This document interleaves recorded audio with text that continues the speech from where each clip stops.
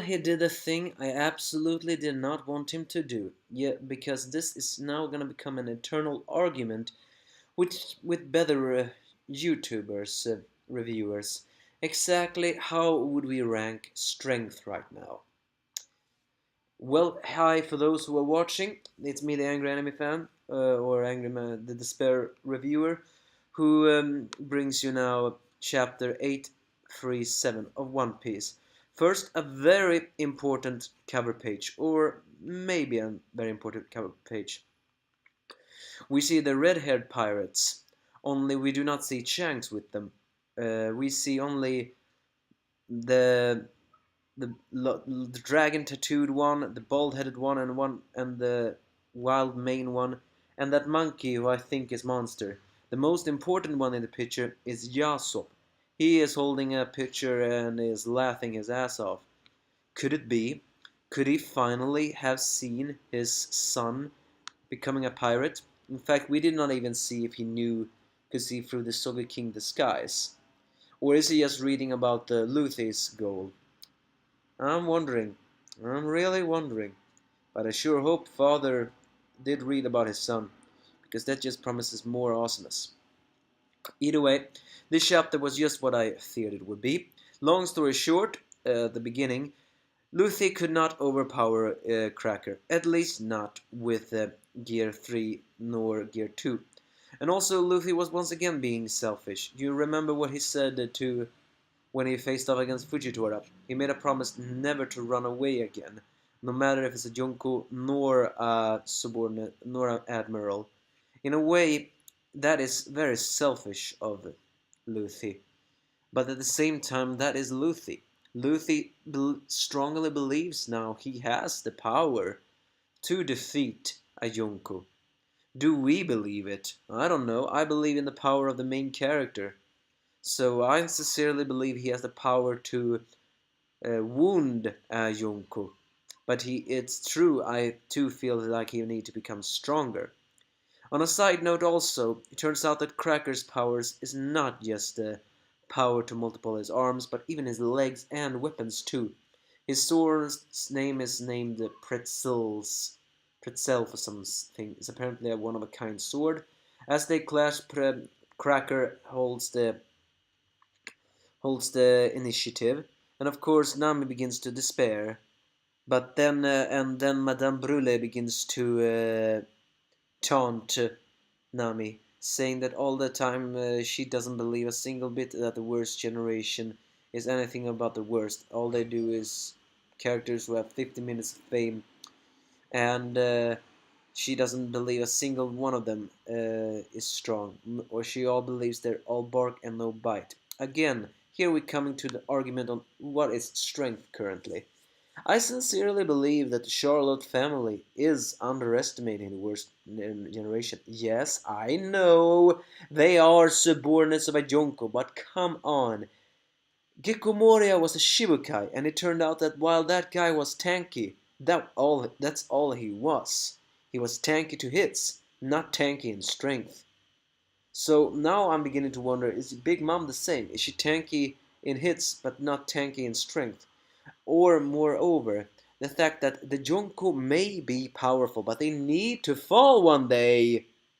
Because it is confirmed that although the worst generation is diverse in strength, and it's not exactly clear if any of them have the power to even. It's clear at least that none Yonko. It's clear that no worst generation has the power to clash single-handedly with a Yonko. That is definitely confirmed. But I still believe that the pirates of the New World, who call their world New World Baptism, famous pirates, are actually underestimating the worst generation. They hold something. In fact, it turns out they hold some kind of power that will change this world, and not for the better. In fact, it turns out that Beige wasn't always a underling of Big Mom. Well, duh, we knew she wasn't. But apparently, there once was an alliance of Captain Kidd, Apo, and Beige together with Urush, and they tried to invade Big Mom's territory. Beige swallowed his pride and eventually married Chiffon to become an underling of Big Mom, although what we have seen from him now seems to hint he has other plans. While Kid and Apo ran away, only Rouge stayed and actually managed to defeat a sweet commander. It turns out that they had four, not three, sweet commanders. What happened to him afterward, or that commander, no idea. The most popular theory is of course that maybe Big Mom killed her sweet commander after that commander lost to Urush, or maybe Urush killed him, or that Urush. Either way, he lost against Cracker, and Brule believes Urush is dead, but we have seen Urush. He is not dead.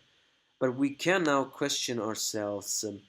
When he was resting on that sky island, is that the wounds he got from Cracker? Or is it something else? In fact, of all the characters I want to become a supernova, I want to become an ally to Luffy, I want Urush to be the one. Because I feel like his character is one of the least developed. It's not exactly a then again, it's not exactly clear for all the other pirates too, but he is one. I had no idea why Skypian or Birkian, whatever Sky Island native it was, became a pirate. What does he want? I want to know more about Orouge. Moreover, he had the lowest bounty of them all, and his devil fruit seems to be a double-edged sword. I want to know more about that karma fruit, or which is my name for that fruit. I know it's not their official name, but still.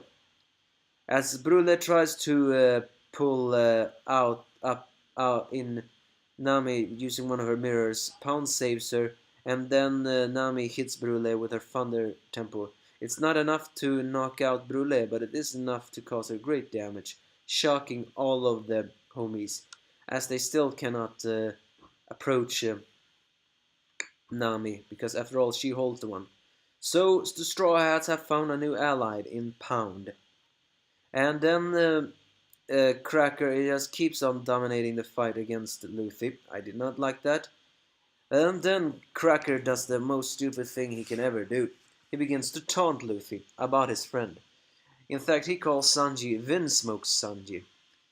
Uh, I mean, for it seems that either Cracker holds the Vinsmokes in high regard, or he only holds royalty in high regards, given to the fact that his mama is a queen of a Totland. Maybe he considers himself also a noble, and because he considered Luffy nothing more than trash pirates that's all bark and no bite, and consider him selfish for even trying to take away Sanji. He believes Sanji will be happy with them here. And then he says, leave this instant. The sight of you, lowly pirate, sickens me," is what he believes Sanji would say to Luffy. And then we switches to a scene where Cracker, in big disbelief, get hit by the Kong gun of Gear 4th, which is strong enough to shatter his Cracker shield. Note, not even Hawk Gatling could shatter the shield when Cracker coated it in his Busuu Haki. It's apparently the hardest Busuu Haki Luffy has ever faced before, he said. Which is saying something. I thought Don Flamingo was his most durable one ever.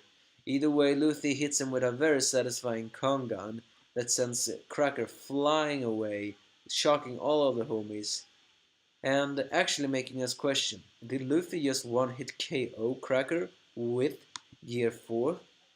Don't get me wrong, I want Luffy to one-hit a Yonko executive with Gear 4th.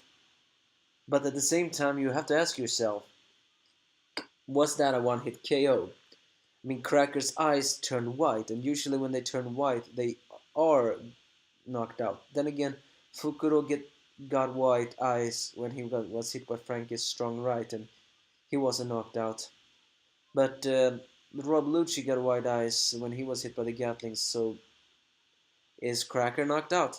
Well, he does say, so maybe he isn't knocked out. Either way, Luffy is not happy for hearing those words coming from Cracker, because after all, Sanji doesn't like the Vinsmokes a single bit. We know the truth, and he himself says, even if Sanji would be happy with his new life, he would never tell us that. Gear 4th shows no mercy. but at the same time, I now believe Luffy has lost. If Gear 4th is strong enough to defeat Yonko executives in one hit, then that's very, very good. Because the problem we need to ask ourselves is, just how can we rank power level right now? There's some arguments that saying that Luffy can now no longer fight people with just Gear 2nd and Gear 3, which has been confirmed. Then again, when Luffy always shows us a new gear, he never stopped using it until he gets a new gear. So now that we have shown Gear 4th, he's just gonna show it more and more. But the side effects of Gear 4th are too extreme. He's surrounded by homies too. They can just capture him. Moreover, how is this gonna work? If Cracker gets up from that Gear 4th, then we are in serious trouble. Because I don't want a single executive to being able to fight back against Luffy when he's in Gear 4th. Gear 4th is supposed to be a power that can clash with Yonko's. In fact, how powerful is Gear 4th? I mean, and also, how powerful can we rank Cracker? Cracker was no doubt a strong opponent with his Busuhaki. Even Luffy himself said it was the hardest, and that's saying something if he couldn't wound Don Flamingo. But at the same time, you have to ask yourself, how strong was Don Flamingo? Don Flamingo was hit by a red hawk and had its organs punctured, even though he stitched them together, and he still could take about 3 hits of a Gear 4th before, no, 4 hits of a Gear 4th before the 5th finally knocked him out. So I'm just saying, if Cracker doesn't get up from that, then that just means that Don Flamingo is way, way, way more powerful than any of you can understand. And why does that matter? That matters that just means that Luffy may very well have the power to fight a Yonko. Because if Don Flamingo was that powerful, then that means he must have had the power very similar level to a Yonko. Alas, that's how this chapter ends. So we only get more questions besides answers. We didn't even get the name of Cracker's devil fruit, so maybe he is a knockdown. Brule has escaped to her mirror world. I hope Carotto and Chopper can attack her from the inside of that mirror world. Because they need to escape from the Seduction Forest and just goes on with the story already. All in all, solid chapter full of karma attacks, so I like that. Give me your thoughts if you have any.